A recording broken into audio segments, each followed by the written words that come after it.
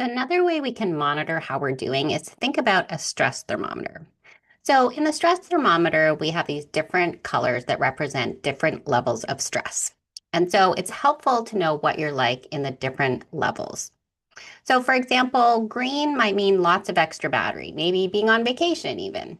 So, you want to think about how does your body feel, your mind, what kind of behavior do you do when you're in green?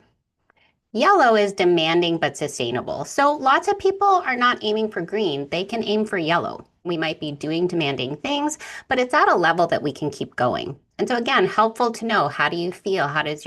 What's your mind think about? What kind of emotions do you have when you're in yellow? How do we know that it's using up energy, but definitely sustainable?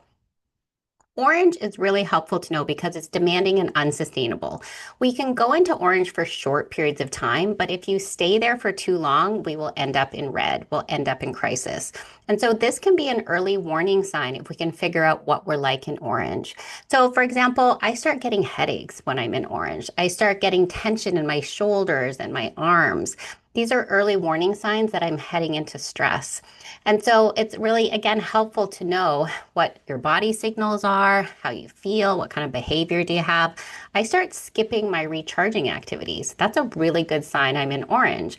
It's great to have a behavioral indicator because we can sometimes convince ourselves we're fine, right? But we have this expression that if you don't listen to your body when it whispers, it will roar. And so orange, it's starting to whisper, it's starting to say, hey, something's up. If you continue to ignore it, then we end up in red. And this is when we're in crisis. We're having some kind of health crisis, mental health crisis, physical health crisis, right? And it often takes a really long time to recover from this. So our goal is to understand what we're like in the different colors so that we can notice when we're getting to orange and find a way to get back to yellow. Everybody will get to red eventually if they have stress for too long.